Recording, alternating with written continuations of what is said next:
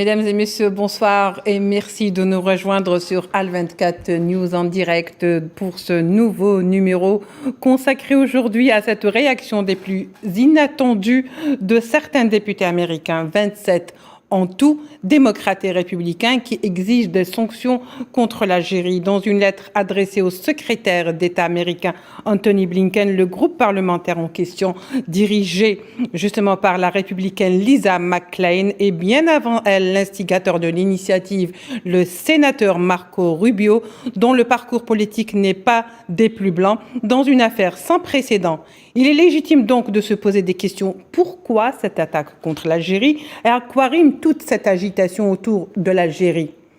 Un pays qui a toujours su conserver sa ligne et non-alignement et respecter ses partenaires entretenant de bonnes relations aussi bien avec les États-Unis qu'avec la Russie. Des relations dont l'excellence ne date pas d'aujourd'hui et surtout n'est plus à démontrer. Nous tenterons aujourd'hui de comprendre l'actualité ce soir, plus précisément avec M. Sidaoui Riyad, président du CARAPS, le Centre de recherche arabe, qui est avec nous depuis Genève par Skype. M. Sidaoui, bonsoir. Bonsoir. Et bien sûr, nous aurons avec nous ce soir M. Gamal Abina, expert en questions internationales. Il est toujours avec nous par Skype et depuis Paris. M. Gamal Abina, bonsoir. Bonsoir à vous.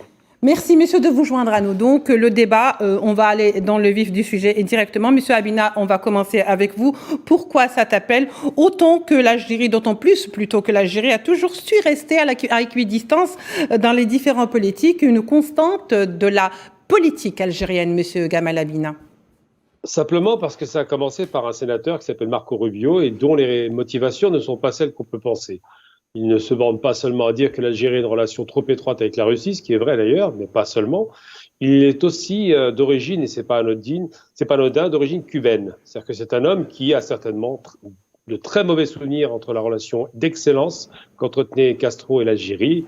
Et cette relation d'excellence, évidemment, on l'a vu par exemple sur plusieurs théâtres d'intervention, particulièrement pendant la guerre des Sables où les Cubains ont soutenu l'Algérie, et vice-versa d'ailleurs, eh bien cette relation a déplu à tous ces pseudo-immigrés cubains qui sont allés en Floride, qui ont grossi les rangs des forces anti-castristes et qui aujourd'hui, évidemment, pour certains d'entre eux, et lui en particulier, a décidé de régler des comptes. Donc il utilise un prétexte, comme un autre d'ailleurs, pour essayer de dégrader une relation excellente que nous les États-Unis, depuis 1957, depuis la reconnaissance par Kennedy de la volonté d'indépendance algérienne, la relation états-unienne est excellente, mais ces hommes-là, qui sont pas nécessairement d'ailleurs en place actuellement au gouvernement américain, ils sont pas majoritaires, ils ont quand même une volonté de résonance et d'en découdre avec l'Algérie, comme ils l'ont fait avec la Turquie encore il y a 2 jours, on pourra en parler. Oui, très bien. Monsieur Sidaoui, je vous pose la même question. Selon vous, pourquoi ces députés viennent d'envoyer cette lettre au secrétaire d'État américain Anthony Blinken, signée par leur nom et leur prénom? Pourquoi l'Algérie suscite-t-elle autant d'agitation, selon vous? Je pourrais vous répondre. Je pense que l'Algérie est attaquée par le lobby sioniste aux États-Unis d'Amérique. C'est le lobby sioniste qui attaque l'Algérie. Nous savons bien que l'Algérie est un faucon au sein de l'Union africaine contre la normalisation avec l'entité sioniste. Nous savons bien que c'est grâce à l'Algérie que l'entité sioniste n'est plus un membre observateur, un État observateur au sein de l'Union africaine. Donc c'est un lobby qui se mobilise parce qu'officiellement, je souligne officiellement, on n'a rien signalé de la part des États-Unis d'Amérique contre l'Algérie. D'ailleurs, M. Blinken, quand il était à Alger et dans son ambassade, il a tenu des propos assez respectables vis-à-vis de l'Algérie. D'ailleurs, il a souligné que nous comprenons bien les relations historiques de l'Algérie avec la Russie. Donc, c'est le lobby sioniste qui travaillait contre le président tunisien Kais Saïed, nous savons bien ce qui s'est passé, et aussi contre l'Algérie. Le jour où l'Algérie normalise avec l'entité sioniste, je pense qu'on n'aura plus ces pétitions. Oui, monsieur Gamal Abina, est-ce que le fait que ces 27 démocrates ou ce groupe parlementaire du Congrès américain soit composé de démocrates mais également de républicains a un sens ou pas? Est-ce qu'il peut peser d'un poids? Alors ça reste ce qu'on va appeler dans le langage américain un groupe de pression ou de lobby qui n'a pas de poids. Il ne représente pas, ce sont 435 représentants, c'est marginal en vérité, mais c'est vrai que la démarche initiée par par ce Marco Rubio, est une démarche qui est destinée effectivement à dégrader la relation d'excellence qui noue les États-Unis avec l'Algérie. J'en veux pour preuve d'ailleurs la dernière visite de responsables américains qui proposent un travail de co-développement économique, enfin de co-développement, de développement ou de soutien au développement économique des industries algériennes. Donc lorsque ces 27 personnes d'ailleurs des deux bords, majoritairement républicains, mais quand même des deux bords, envoient ce courrier, je l'ai reçu ce matin d'ailleurs, pour tout vous dire, se rend bien compte qu'il y a une volonté effectivement de créer des tensions et de faire pression. C'est des groupes de pression qui ne vont pas aller bien loin parce que les États-Unis ont plus intérêt à être en bon terme avec l'Algérie plutôt qu'en mauvais terme. Mais en même temps, ils ont utilisé les mêmes méthodes contre les Turcs puisque les Turcs avaient maintenu leur relation bonne en vérité avec la Russie et ils ont demandé à ce que les banques turques n'acceptent plus la carte MIR russe, qui ça veut dire paix d'ailleurs. Cette carte de paiement qui était une alternative qui avait été créée en 2015 aux cartes Visa américaines. Eh bien, les Américains ont fait pression sur la Turquie qui a fini par accepter et accéder aux demandes américaines, à savoir refuser les paiements de cette carte, pour isoler encore plus la Russie. Donc la démarche, c'est juste simplement de faire en sorte que le pays, le poids lourd de l'Afrique du Nord, qui a une influence conséquente par rapport aux autres pays africains, on le sait très bien sur un plan diplomatique, qu'il recule vis-à-vis de sa relation avec la Russie, ce qui va être difficile d'ailleurs à vendre, et en même temps d'espérer peut-être dans cette démarche globalisante, faire en sorte que la Russie soit isolée. Alors évidemment, la relation entre la Russie et l'Algérie, c'est quoi? C'est une moyenne de 7 à 8 milliards d'armements achetés par an. C'est quasi exclusif par rapport aux Russes, puisque le reste, les quelques 10% qui restent, se répartissent dans quelques pays européens. Mais en substance, c'est réellement la relation algéro-russe est excellente. La relation de partage de connaissances en matière de technologie et surtout de connaissances des armements est excellente. Et elle dérange les États-Unis qui auraient préféré avoir le marché algérien, vous en doutez. Certainement. De toute façon, le marché algérien, depuis quelque temps, il est très convoité. Mais ma question, faut-il justement en tenir compte? Faut-il s'inquiéter de cette déclaration, de cet appel qui a été donc adressé au secrétaire d'État américain Anthony Blinken, ou ne faut-il pas en faire compte, M. Sidaoui? Moi, je pense pas trop, puisque, comme je l'ai dit officiellement, que ce soit la Maison-Blanche ou le Pentagone, le ministère de la Défense ou le secrétaire d'État, ça veut dire le ministère des Affaires étrangères américain, n'ont jamais tenu des propos hostiles vis-à-vis de l'Algérie. Au contraire, il y a eu des propos diplomatiques assez bonnes vis-à-vis de l'Algérie. Donc, je pense que c'est un lobby, en fait. C'est un lobby qui agit contre l'Algérie, contre les États neutres. Ils reprennent le slogan de George W. Bush Senior, où soit vous êtes avec nous, soit vous êtes contre nous. On n'accepte pas la neutralité, on n'accepte pas d'être neutre, d'être souverain. Donc, si vous n'êtes pas aligné avec nous, si vous n'êtes pas dans notre guerre, le mal contre le bien ou le bien contre le mal, vous êtes avec les Russes, donc vous êtes contre nous. Oui, ça a existé au sein des États-Unis d'Amérique, parfois même au sein de l'administration. On a vu ça avec George W. Bush, mais officiellement, non, il n'y a aucune crainte. Officiellement, il n'y a aucun propos, il n'y a pas de propos anti-algériens. Oui, très bien. Monsieur Gamal Abina, je sais pas, j'ai l'impression de me répéter quelque part, mais il y a beaucoup de zones d'ombre qu'il faut absolument éclaircir entre la voix officielle et la voix de ces députés. Et s'il faut faire une différence, laquelle? Elle est très simple. Marc Rubio ne représente que lui-même et ses députés qui l'ont suivi, qui lui ont emboîté le pas, effectivement, pour des raisons diverses qui viennent d'être évoquées. Effectivement, il ne faut pas écarter la relation par rapport à la question israélienne, qui est réelle. L'antisémitisme pose problème aux Algériens. Beaucoup d'Américains qui font partie d'un autre lobby, l'AIPAC, aimeraient aussi, effectivement, que l'Algérie recule sur ces questions-là, ce qu'elle n'a jamais fait, et c'est tout à son honneur, puisqu'elle respecte le droit international.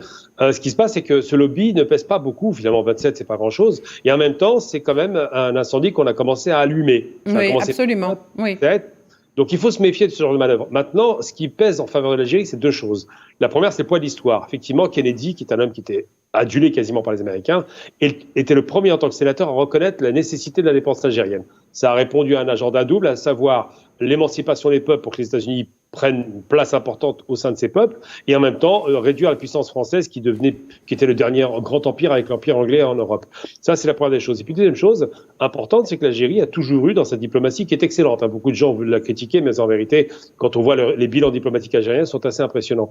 On prend l'exemple, par exemple, de la prise d'otage à Téhéran, la fameuse prise d'otage de l'ambassade américaine par les étudiants iraniens qui étaient plutôt favorables à Khomeini.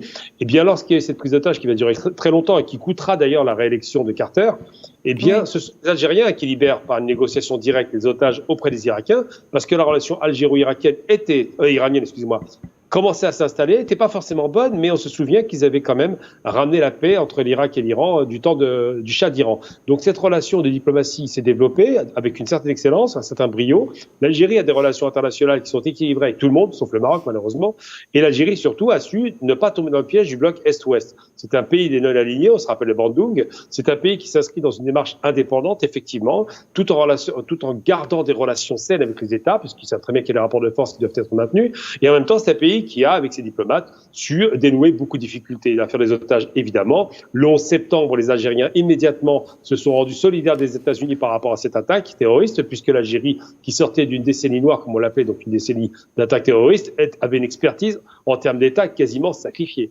Donc ça donne un peu le là, ça donne le sentiment qu'effectivement l'Algérie, dans une diplomatie bien travaillée, garde des relations saines avec les États et que même s'il y a un groupe d'influence comme celui-ci qui ne pèse pas grand-chose, tente d'allumer un incendie, de toute façon, ça n'ira pas bien loin parce que de toute façon les Algériens savent discuter avec les diplomates, ont une relation saine avec les États et ne vont certainement pas tomber dans un piège aussi grossier que ces petits agitateurs qui espèrent, pour 27 d'entre eux, obtenir une relation de rupture entre les États-Unis et l'Algérie. Très bien, je crois que vous avez même répondu à ma question avant même que je la pose à M. Sidawi.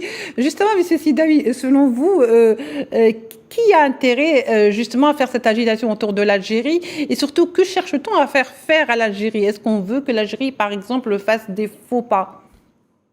Je pense le lobby sioniste d'abord, puis le complexe militaro-industriel comme jalousie. Pourquoi l'Algérie achète ses armes auprès de la Russie, puis la Chine, et non pas auprès des États-Unis d'Amérique. Donc, ces deux lobbies agissent contre les intérêts algériens, évidemment. Je pense aussi le lobby de l'énergie et du gaz. N'oublions pas que les Américains sont très, très contents d'avoir éliminé la concurrence russe au sein du marché européen pour le gaz et l'énergie. Et ils sont contents aussi d'avoir des prix très, très élevés du gaz. Et pourquoi pas aussi, on chasse l'Algérie de ce marché européen. Donc, ce sont les Américains qui vont imposer leurs prix, imposer leur gaz et surtout la soumission totale de l'Europe vis-à-vis de l'énergie américaine. Je pense que ces lobbies profitent de faire des pressions contre l'Algérie. Mais je souligne et je répète encore, officiellement, les relations sont excellentes entre les États-Unis d'Amérique et l'Algérie. Cet appel est surprenant, d'une part, il est sans précédent, d'autre part, il est un peu inattendu, pour ne pas dire beaucoup inattendu, un peu trop, et surtout, est-ce qu'il est sensé? Est-ce que c'est un appel sensé, Monsieur Gamal Abina? Simplement, non, pas surprenant, parce que je l'expliquais quand j'ai vu la première marche de ce sénateur, le Marco Rubio, là. Marco Rubio, il a un problème avec l'Algérie qui est un problème personnel. Ça n'a absolument rien à voir avec les politiques américaines. D'ailleurs, sa liste et sa position n'est pas tout à fait blanche son dossier n'est pas du tout à fait blanc. Non, c'est pas un petit ça. Lui-même est connu pour être un affairiste, d'user un petit peu de son pouvoir pour ses affaires personnelles. Tout à fait. Il y a toujours des relations un peu opaques avec les relations économiques. Mais c'est surtout un réfugié cubain. Donc, les réfugiés cubains, évidemment, quel que soit l'État qui a soutenu Cuba, que ce soit l'Afrique du Sud ou l'Algérie, il aura un problème avec ça. Il règle des comptes qui sont personnels et en même temps, il se dit, comme il y a un mouvement qu'on va appeler, parce qu'il faut utiliser les termes aujourd'hui, russophobe, il y a une haine anti-russe qui est hallucinante en Europe. Je le constate tous les jours. On arrive vraiment dans une espèce de réaction psychologique, presque ça relève du pathologique, où cette haine des Russes est arrivée à un niveau que j'avais jamais vu auparavant. Eh bien, aujourd'hui, l'Algérie ne tombe pas dans ce piège-là.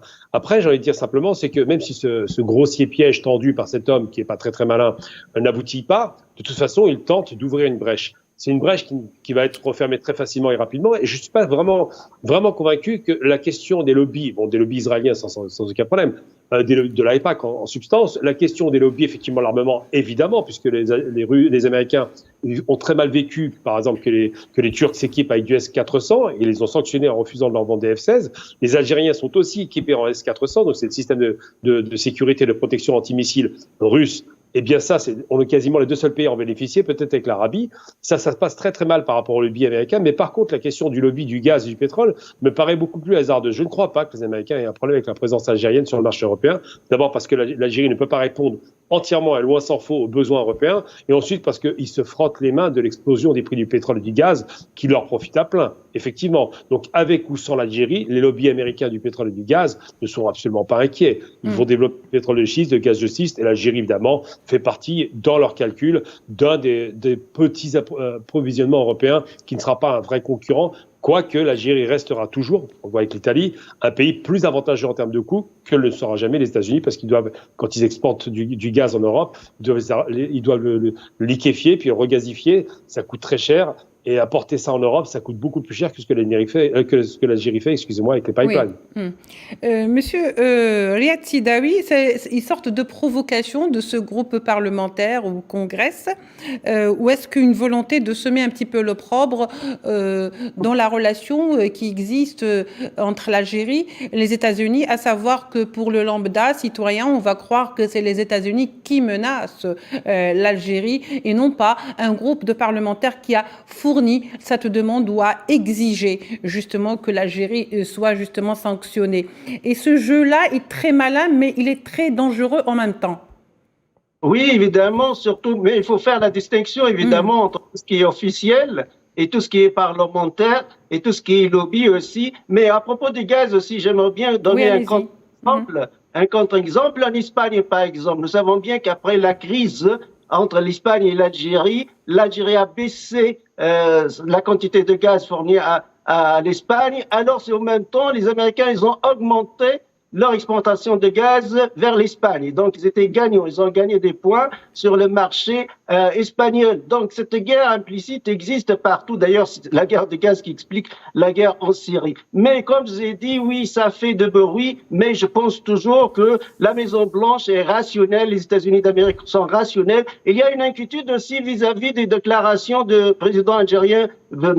Abdelmajid Tebboune, quand il a dit on veut s'adhérer au pays des BRICS. Au pays des BRICS, BRICS, ça veut dire Brésil, Inde, Sud-Afrique et la Russie. Évidemment, ça fâche, évidemment, ça inquiète beaucoup, que ce soit l'Union européenne, la France, les États-Unis d'Amérique, et surtout avec la montée de Da Silva là au Brésil, qu'il est anti-américain. Donc, ils veulent attaquer les premiers, ils veulent faire comprendre au monde qu'on est toujours les maîtres de la situation, les maîtres du monde, mais nous savons bien que le déclin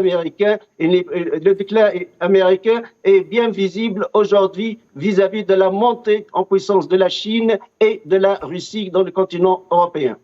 Oui, Monsieur Gamal Abina, justement, Sidawi a parlé d'inquiétude. Alors, on s'inquiète justement que peut-être l'Algérie peut, dans les mois qui viennent ou les années qui viennent, faire partie du BRICS.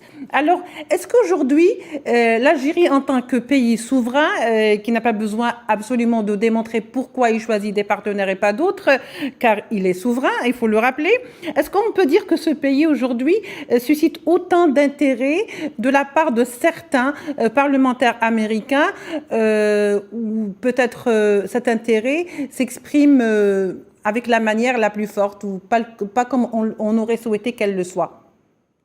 Pour les États-Unis, bon, l'Algérie c'est loin évidemment, et en même temps c'est un pays qu'ils ne connaissent pas très bien, à part les gens fertiles bien évidemment. Alors ce qui se passe, c'est qu'il y a deux choses qui est à noter. D'abord, c'est la relation économique qui est relativement faible malgré tout entre l'Algérie et les États-Unis, mais c'est une relation grandissante. C'est-à-dire que les États-Unis travaillent beaucoup sur le domaine par exemple de l'agriculture, proposent des solutions par rapport à des usines clés en main, c'est en train de se négocier, éventuellement l'installation du constructeur Ford. Tout ça, c'est les éléments qui vont dans une relation de collaboration et de co-développement. Enfin, de développement plutôt, je dis bêtise. Oui. Et parallèlement à cela, il y a aussi la relation avec ces sénateurs qui sont peu éduqués pour la plupart d'entre eux, il faut être très honnête, hein, c'est pas non plus des lumières, et qui sont plutôt dans de la relation, je parle de ceux qui ont fait ce texte-là, de défiance sans se rendre compte de la longueur de la relation entre l'Algérie et les États-Unis, qui n'est pas anodine, et se rendre compte surtout que l'Algérie a beaucoup aidé les États-Unis sur plusieurs théâtres d'opération, et de négociations directes ou indirectes. Ils ont amené la libération des otages. Tout à fait. Et puis il y a aussi la fin de la guerre Iran-Irak qui a arrangé un petit peu les États-Unis. Il y a aussi, je parle de la première tension entre l'Iran et l'Irak pour le château arabe en 75. Oui. Il y a aussi la question qu'on a vue dans la négociation avec l'histoire de la Libye pour commencer, mais surtout l'histoire à l'époque de la guerre en Érythrée, entre l'Érythrée et puis l'Éthiopie. Tout ça, c'est les éléments qui sont plutôt favorables aux Algériens. Ensuite, l'Algérie est un pays qui a subi le terrorisme. Or, les États-Unis sont passés par le 11 septembre. Donc, ils se sont sentis une sorte de communauté de destin parce que les Algériens ont souvent prévenu les États-Unis que le phénomène pouvait s'amplifier et peut-être les toucher à terme. Ça a été le cas une fois en 93, puis après en 2011, on s'en souvient. Donc, les États-Unis ont quand même à cœur de se dire c'est un pays martyr, quelque part. Et en même temps, les États-Unis sont en concurrence avec les Russes sur un théâtre d'opération qui est l'Afrique, dont le pays le plus grand d'Afrique, c'est l'Algérie, effectivement. Le pays qui est central en Afrique du Nord, c'est l'Algérie, c'est le pilier. Le pays qui a autant de frontières avec des pays stratégiques pour les États-Unis, c'est aussi l'Algérie. Il est frontalier de la Méditerranée, mais pas seulement, des pays déstabilisés comme le Sahel. On voit bien la Tunisie, la Libye. Enfin, c'est quand même pas rien qu'on ait un pays stable dans la région. Les États-Unis ont besoin de stabilité. Pas pour avoir un gendarme, mais pour avoir un pays qui permette de répondre à des critères de sécurité, parce que si la région devait tomber dans une situation à l'irakienne, ils se doutent que ça ne leur servirait pas. Oui. Monsieur Gamal Abina, plutôt Monsieur Sidawi, je reviens vers vous. Est-ce qu'on n'aurait pas tort de penser que cet appel est sans intérêt, qu'il faut minimiser, qu'il ne représente donc ces députés et qu'il n'y a pas lieu de s'inquiéter, et que, comme disait tout à l'heure Gamal Abina, c'est un feu qui peut-être, c'est un petit feu, mais on a déjà vu des petits feux qui se sont transformés en incendies et qu'il était très difficile d'éteindre, Monsieur Sidawi. Oui, s'il reste avec 27 députés, pas plus, et s'il reste au sein parlementaire et non pas à la Maison-Blanche, ça veut dire ni la Maison-Blanche, ni le Pentagone, ni le secrétariat d'État. Donc, évidemment, c'est la politique exécutive, les gouvernements américains, ce que nous intéresse, ce sont les propos des gouvernements américains. D'ailleurs, comme je l'ai dit, les propos de M. Blinken à Alger étaient très, très, très positifs vis-à-vis de l'Algérie. Il était même très compréhensif, et je répète, oui. Il a dit que nous comprenons bien les relations historiques, donc il comprend même l'histoire entre l'Algérie et la Russie, et il n'était jamais agressif ou même, voire même critique vis-à-vis de l'Algérie. Donc, ce qui nous intéresse évidemment, c'est la version officielle. Alors, les groupes de pression, etc., les lobbies, oui, je pense que la diplomatie algérienne aussi doit agir au sein du Parlement américain et avec les partis, soit républicains ou démocrates, avoir des amis, renforcer des amis qui ont aidé l'Algérie, qui ont soutenu l'Algérie, surtout historiquement, nous savons bien que les États-Unis d'Amérique étaient en faveur de l'Algérie. Oui, tout ça, c'est clair, mais il ne faut pas trop s'inquiéter, à mon avis, puisque ce n'est pas officiel, ce sont des députés mobilisés par des intérêts et des lobbies, et pas forcément en faveur des intérêts de l'État américain. Très bien. Monsieur Sidawi, mais l'histoire nous a appris que ce qui ne peut être dit officiellement est relayé justement à certaines médias ou à certains appareils qui peuvent le faire. Est-ce que ce n'est pas le cas aujourd'hui, Monsieur Sidawi? Oui. L'objectif, c'est créer une opinion publique. Il faut toujours avoir une opinion publique américaine favorable. C'est pour cela que j'ai dit la diplomatie algérienne doit agir rapidement et sur place aux États-Unis d'Amérique afin d'expliquer à l'opinion publique américaine que l'Algérie n'est pas un pays hostile aux États-Unis d'Amérique. L'Algérie a des intérêts économiques et des relations avec tout le monde, que ce soit la Chine, la Russie, l'Inde, la France, la Grande-Bretagne, l'Italie ou les États-Unis d'Amérique. Donc, il faut agir parce que la question de l'opinion publique joue beaucoup dans les élections américaines, donc dans les futurs pouvoirs exécutifs. Oui. Monsieur Gamal Abina, cette transaction, ce marché, parce que de toute façon c'est ça la raison évoquée par les 27 députés, ils reprocheraient à l'Algérie justement d'avoir traité un marché de vente d'armes. Et donc cette transaction a fait de l'Algérie, je cite donc les sources, le 3e plus grand bénéficiaire d'armes russes dans le monde. C'est ça qui gêne réellement ? Non, ça c'est un prétexte en réalité. Si on rentre bien dans le détail, d'abord il y a plusieurs choses qui gêneraient et qui n'ont pas été jusqu'au bout. Mentionné. La question des accords d'Abraham, oui, mais la question des accords d'Abraham, par exemple, qui sont initiés par Trump, pose problème parce que les États-Unis aimeraient bien que l'Algérie se rallie à cette cause, mais elle ne le fait pas et ils respectent la position parce que ça ne bougera pas. La question des essais, au mois de novembre, il y aura des manœuvres militaires à la frontière sud-algérienne avec les Russes, ça pose un vrai problème sur un plan géostratégique. Ça inquiète réellement les États-Unis parce qu'ils pensent qu'il y a un rapprochement stratégique important. Ensuite, les Russes proposent aux Algériens maintenant de faire sans doute de la fabrication et du transfert de technologie en Algérie. Donc ça, les Américains l'ont très bien entendu, alors qu'ils n'osaient pas le faire au départ. Et ce qui pose problème aussi, c'est qu'on arrive aux élections à mi-terme. Les mi-termes, c'est les mi-mandats, donc, qui feront que peut-être la majorité de Biden sera perdue au profit des républicains. Donc tous ces éléments sont constitutifs d'une tension globale dans la course à la présidentielle, enfin aux élections à mi-mandat. Et surtout, c'est constitutif d'une tension qui augmente avec la Russie. On l'a bien vu avec l'attaque de Nord Stream 1 et 2. Il y a réellement une tension qui est en train de monter en grade et les États-Unis ne font pas baisser la pression. Donc, en faisant pression sur les Turcs, les Algériens, les Chinois, on le voit aussi récemment, ils ont essayé, ils se disent qu'ils vont peut-être isoler la Russie, mais il se trouve qu'il est quasiment impossible d'isoler un géant comme celui-ci et en aucun cas, ils pourront rompre la relation historique des Russes et des Algériens. Je rappelle tout de même que les Russes ont soutenu la révolution algérienne et ont reconnu dès le départ qu'il fallait une indépendance. Tout cela pour dire qu'ils ont fait exactement ce que les États-Unis ont fait en 1957. Ils étaient sur la même ligne. Que les Russes aussi, dans les années 60, par rapport à l'Égypte aussi, ont été sur la même position que les États-Unis par rapport à cette fameuse expédition tripartite dans les années 50, excusez-moi. Tripartite, Israël, Angleterre et France. Donc à chaque fois, il y a des positions divergentes. Aujourd'hui, c'est une rupture totale qui est consommée entre la Russie et les États-Unis. Mais pousser les Algériens à choisir un camp ne sera évidemment que contre-productif parce que j'imagine difficilement l'Algérie accepter ce type de choix et encore moins se rallier à la cause états-unienne ou russe pour se retrouver finalement isolé dans un camp. Donc non. Là, c'est des manœuvres grossières, c'est des ballons d'essai qui sont lancés. On essaie de provoquer le débat, mais je m'attends à ce qu'Armental Lamamra et d'autres diplomates algériens répondent à ces allégations fantaisistes pour dire, écoutez, on achète les armes à ceux qui les vendent dans les meilleures conditions. Les Russes s'apprêtent à vendre du S-500, donc c'est la dernière technologie de missiles intercepteurs. Et ça posera peut-être problème aux États-Unis, mais ce sera un fait. Ils ne pourront pas reculer là-dessus. Oui, alors une question peut-être simple ou simpliste, je ne sais pas, voyez-le comme vous le souhaitez, on va voir. Est-ce que le timing est fortuit ou anodin, ou est-ce que justement cette réaction est motivée par le timing, comme je le disais tout à l'heure, sur le plan politique et ce qui se passe comme bouleversement aujourd'hui dans le monde. Et tout à l'heure, Gamal, vous parliez justement de cette crise en Ukraine qui a justement été un petit peu le déclencheur. Monsieur Sidawi. Oui, je pense oui, vis-à-vis de l'Algérie, parce que nous savons bien que l'Algérie a voté non contre l'exclusion de la Russie du Conseil des droits de l'homme qui appartient à l'ONU et qui est son siège ici à Genève. L'Algérie était avec la Chine, la Corée du Nord, le Vietnam, des rares pays qui ont dit non. Mais nous savons bien aussi que la majorité des pays de la Ligue arabe, des États arabes, se sont abstenus. Ça veut dire n'ont pas voté quand même pour l'exclusion de la Russie. Évidemment, la diplomatie américaine voit mal la position algérienne. Mais nous savons bien aussi qu'ils connaissent bien l'Algérie puisque c'est un pays souverain, indépendant.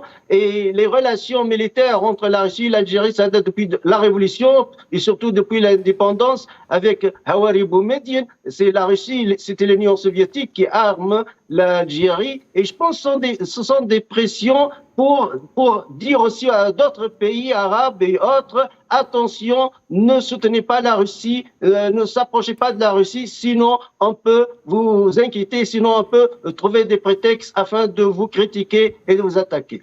Oui, donc vous voulez dire que finalement l'Algérie aura servi un petit peu de message pour tous ces pays qui voudraient peut-être avoir justement des relations un peu plus étroites avec la Russie. C'est bien cela, monsieur Sidawi? Je pense oui. La même chose peut-être a eu lieu avec l'Inde, avec la Chine tout d'abord, mais la Chine a tenu des propos très durs contre les Américains. Je pense oui, ils veulent donner un exemple pour d'autres pays. Attention d'avoir une certaine alliance avec la Russie. La Russie aujourd'hui, c'est un pays rejeté par l'Occident, mais nous savons bien que le monde a changé, le monde a profondément changé. Aujourd'hui, la Chine, en 2030, ça sera le premier pays au plan économique avec un produit intérieur brut qui va dépasser le produit intérieur brut américain. Avec la Russie, c'est la première puissance nucléaire dans le monde. Donc, le monde a réellement changé. Mais il me semble que les États-Unis sont restés avec certains de leurs députés un petit peu dans cette mentalité de l'arrogance, permettez-moi donc ce terme, américaine. Qu'est-ce que vous en pensez? Est-ce que vous ne pensez pas justement, Monsieur Gamal Abina, que cet appel ou cette réaction est un peu excessive? Et je vous demanderai d'être bref parce que le temps nous rattrape comme chaque fois. Oui, très rapidement, je vais vous répondre simplement, c'est effectivement excessif, mais excessif de la part d'une minorité qui compte pas grand-chose. Et en vérité, les États-Unis, sur un plan géostratégiques sont pas bêtes. Ils sont déjà en difficulté avec les Russes, ils ne savent pas les isoler. Ils ont un problème avec les Chinois. Ils ont un problème maintenant avec le Brésil qui refuse de les suivre. Ils ont un problème ils ont un problème quasiment à 80% de la planète. C'est pas en faisant un coup de pression sur l'Algérie qu'ils vont obtenir des résultats. Et je pense que, et là je suis persuadé de cela, cette espèce de feu de paille qui vient d'être allumé va pas aller bien loin, parce que les États-Unis sont quand même des pragmatiques, ce ne sont pas des dogmatiques comme l'ont été les Français. Ils vont en aucun cas rompre avec l'Algérie, et certainement pas parce que quelques députés excités ont décidé de sortir de leur case pour essayer d'exister. Non, je ne m'inquiète pas pour la relation algéro-américaine. Au contraire, je pense que ça va être profitable, parce que si les Américains veulent une relation saine avec l'Algérie, eh bien, ils vont développer la relation économique et peut-être la relation d'entraide militaire. Pourquoi pas? Tout est possible. On a déjà fait des manœuvres militaires en Méditerranée. Très bien. Pas raison. Oui. Merci, Monsieur Gamal Abina. Je crois que le message est passé. Monsieur Gamal Abina, vous étiez avec nous. Je rappelle que vous êtes expert en questions internationales. Monsieur Riyad Sidawi, vous étiez également avec nous. Vous êtes présidente du CARAPS, le Centre de recherche arabe. Messieurs, merci pour avoir accepté notre invitation et pour votre débat. Mesdames et messieurs, c'est la fin de cette émission. Merci de nous avoir prêté attention. Au revoir.